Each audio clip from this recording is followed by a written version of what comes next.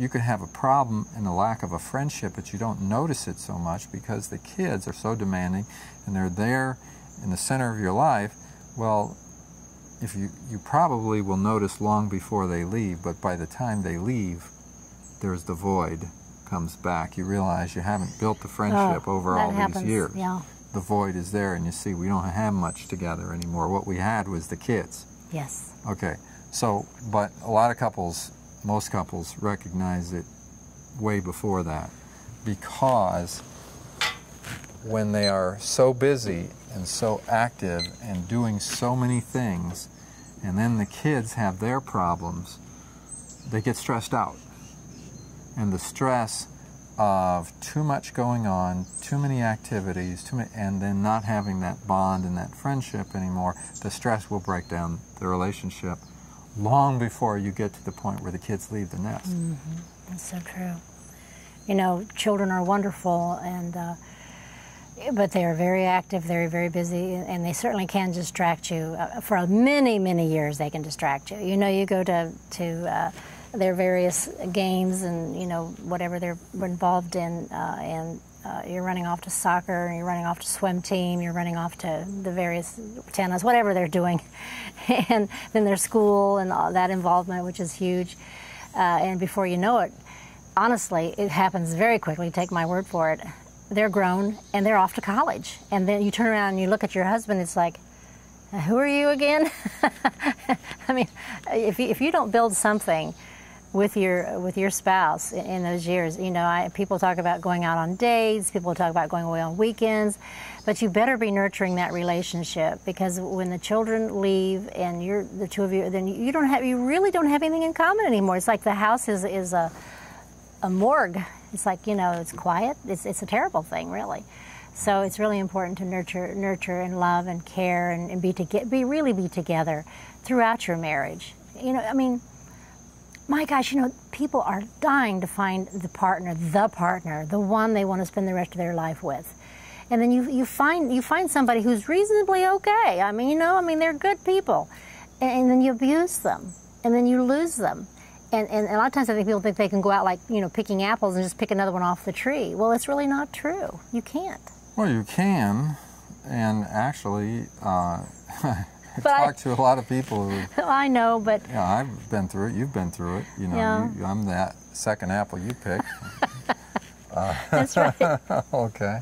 So, maybe, I mean, we are able to do that. The only problem is you have a lot of wasted energy and heartache and suffering in between. In other words, from the time that you pick the first apple until you decide this is a rotten apple and get rid of it. Got a worm in it.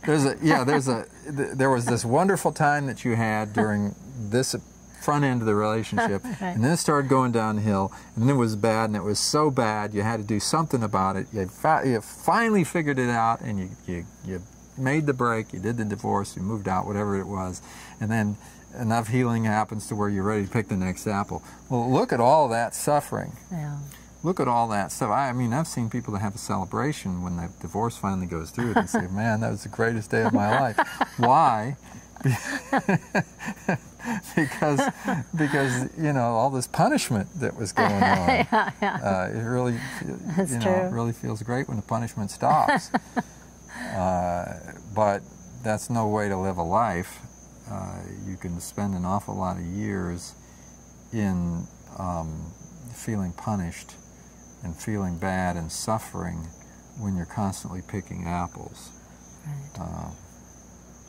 But don't you think some apples are better than other apples, really? I mean, don't you think some people are easier to get along with than others? In other words, your previous marriage, there was a lot of complications there because you weren't on the same page most of the time. Yeah, but I agree. I agree. You can make a bad choice. Yeah. It's important to not make a bad choice. It's important to figure out, if you have, and make a decision as to what you're going to do, mm-hmm. and do it.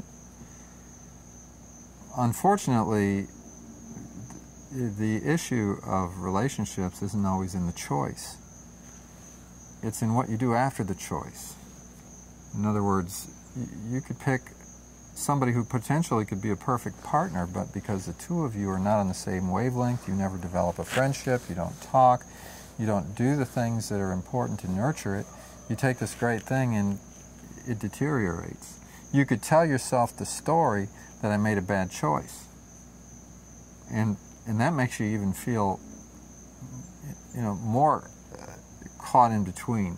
I mean, you're in this in-between state. When things start going south on you and you start realizing there's a problem in the relationship, now you're in between. Is it still the right person for me? Is this really my soulmate? You start telling yourself, oh, it's not really, I made a mistake. Then all that fuels the story that keeps you from making it work. How can I make it work if I keep telling myself it's the wrong person? Yeah. So, don't you need cooperation from the other person? In other words, if you say, "Am I making a mistake? I need to get closer. I need to come back. I need to come back. We need to spend more time together." And then she says, "Oh, well, by the way, dear, I'm going away for the weekend with my friends," and she's on another wavelength. So how do you make that work? It has to be more than a quick fix. In other words, that's what will happen sometimes. And I always think about that with people attending my workshops. Is they come to the workshop, they get all fired up about how things should be, and then they want to go back and make it happen instantly. So then they start talking to their spouse about all these things that we're going to do, and the spouse is looking at them like, what are you, from the planet Neptune or something? What are you talking about? Yeah. And then they take that as a lack of cooperation.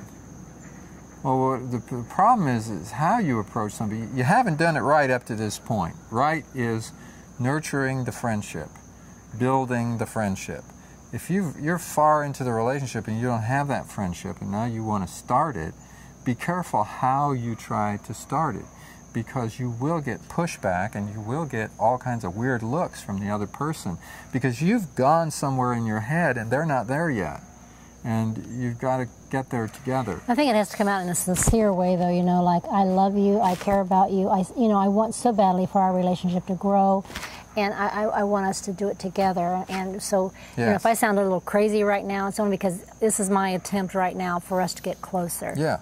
You know what I'm saying? Sure. So. And if it fails, and the person just rolls their eyes at you, you can't, be careful about saying, well, this is the wrong person, because now it's not two-way street. I want to make it work, and they don't. What you got is a communication problem, because you've seen the light, but they don't see the light. So now you got to take time, in a process. Because if you tell yourself that they don't want to make it work, then that works against you also. Well, I've actually heard stories, and I knew a person that did this, where she was miserable, and Yeah. he was perfectly happy, and neither one of them knew the state the other one was in. Right. And so when she packed her bags, and you've seen these cartoons where she's standing on the floor with her suitcases, and he's going, "Oh, would you get me a beer?" And she's standing on the floor with her suitcases. Yeah. And he doesn't even notice that she's leaving. So I'm saying... there's the lack of friendship right there. Oh, yeah. They don't even know one another. They don't even know what's going on. They haven't been Two different worlds. communicating. They haven't been open. They haven't been sharing. They haven't been having those open conversations. They've been drifting apart. The one person who is essentially in isolation, assuming everything is fine. Yeah. And the other one in another form of isolation, just saying everything is terrible. They've got the stories in their head, and their story is their reality, but the stories haven't been merged together, and that's what friendship is. The kind of friendship that I'm talking about is continually sharing the stories and merging the stories, Right. and bringing them together so that there's a connectedness between us, and that there is this child that is the byproduct of the two of our relationship that we are nurturing, and it's the relationship itself. The relationship, we care about the relationship, so we sit down, we talk about the relationship, we work out the relationship, we talk about processes for how we deal with conflict and problems, and we're continually nurturing the relationship. The situation that you just told me about, there's very little true relationship. Mm-hmm. There's two stories, two story worlds that are not coinciding together. And that's a dangerous thing, and that often happens in relationships. And so when you realize that that's going on, the only thing you can do is to step back and say, okay, how can we start the process? How can we start to open? It's an opening up. We've got to find ways of sitting down together and talking that aren't weird, where we're actually talking, and you know, it's not me saying I just went to a seminar and this is the way it's going to be and all that kind of stuff, but just an opening up together